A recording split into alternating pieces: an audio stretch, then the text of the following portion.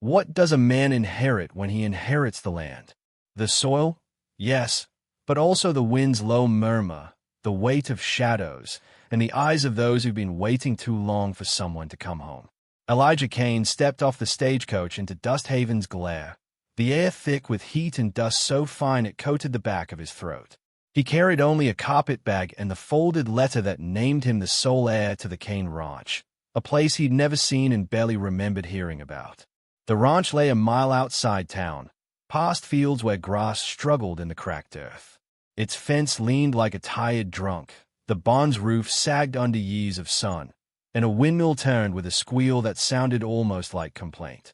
On the porch, 7 women stood in a half-moon, their dresses sun-faded but neatly kept, their faces carved by time and prairie wind. Each held a photograph. The same photograph. Elijah froze. It was him. Though younger, the jaw sharper, eyes brighter, wearing a smile he didn't remember giving. The women's names came to him as they spoke, each introducing herself without offering a hand. Clara May, Joan Harper, Sadie Lowell, Martha Bell, Nora Finch, Ruby Holloway, June Locke. Their voices carried no welcome, only an appraisal, as if weighing whether the man before them was worth the years of waiting. "I don't understand," Elijah said, glancing from face to face. "You will," Clara May replied, her tone both promise and warning. The silence that followed was taut, filled with the buzzing of flies and the dry rustle of cottonwoods. From somewhere in town, a bell tolled noon. None of the women moved, and their eyes followed him as he stepped past them onto the porch. Inside, the house smelled of old timber and ash. Dust swam in the beams of light slanting through cracked shutters.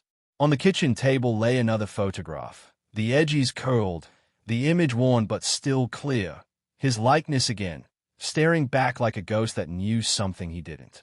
When he looked up, the women were gone, leaving the air heavier than before. And in that stillness, Elijah Kane felt it. The land had not just been waiting for him. It had been watching. Dawn bled slowly across the prairie, the first light turning the barn's splintered boards to gold. Elijah rose early, driven by a restlessness he couldn't name, and set about mending what could be mended, straightening a fence post, oiling the windmill's groaning blades, sweeping dust from the porch. The widows watched from a distance, their eyes unreadable, their silhouettes framed in windows or leaning in shadowed doorways. By mid-morning, Clara May brought him coffee in a chipped enamel cup. She lingered while he worked, finally speaking in a voice low enough to keep the wind from stealing it. "Years back," she said, "a man named Thomas Kane, Elijah's uncle, had promised to see them through after their husbands were cut down in a land grab stage by the railroad's hired guns. The law had turned away. Dusthaven had turned colder. Thomas had vanished before keeping his word, leaving behind only a photograph they passed among themselves like a talisman." Elijah said nothing, though the weight in his chest was heavier than the tools in his hand. Later, when Nora Finch stopped by with a bundle of mended shirts, he caught her watching him as if measuring not just his work but his heart. Her manner was careful, her thanks brief, yet there was something in her gaze, an ember under ash. That evening, Sheriff Cal Reddick rode out. His smile was all teeth, his tone all warning. "Don't go stirring up old trouble, Kane. Railroad owns near everything you can see from here. Best not to rile folks with talk about the past." The words were casual, but his eyes held the promise of consequence. 2 days later, a dead magpie was left on Clara May's porch. The next morning, someone cut the wire along the north pasture. Elijah repaired it without comment, but the widows stood with him while he worked, a silent wall of resolve. While clearing the barn loft, he found a locked-in box beneath a pile of rotting sacks. Inside lay his uncle's weather-worn journal, the pages inked with careful plans, maps, names, dates, evidence of land theft and promises made to the widows. The final entry trailed off mid-sentence. "If I can't make it back, perhaps he will." Elijah read those words twice, the wind rattling the rafters. The truth was no longer waiting to be told. It was demanding to be answered. The sky that morning was the color of tarnished silver, the wind carrying the kind of stillness that comes before a storm. Elijah stood on the porch, Thomas Kane's journal heavy in his hands. The widows gathered behind him.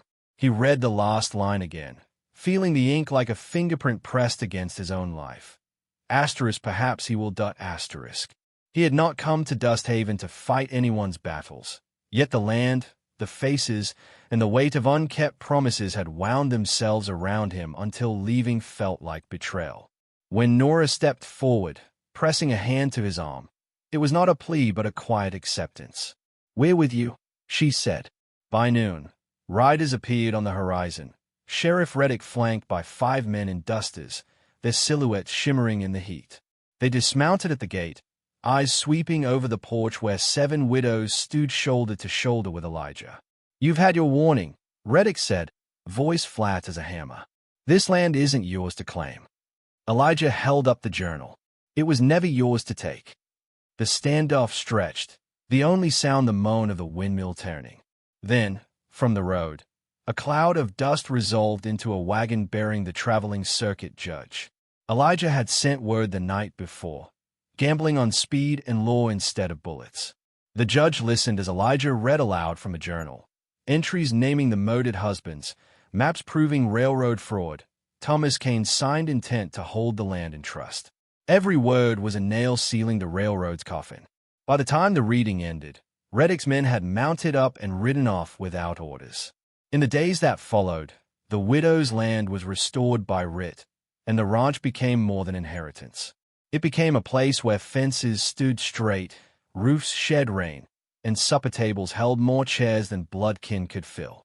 One evening, as the sun bled into the horizon, Elijah worked beside Nora repairing the porch rail. Their hands brushed, lingered, and neither pulled away. The air between them was unhurried, like the slow growth of roots. A man's inheritance, Elijah thought, was not the acres he could fence, but the hearts he could stand beside when the wind turned mean. And sometimes, the truest photograph was not the one taken long ago, but the one still being made.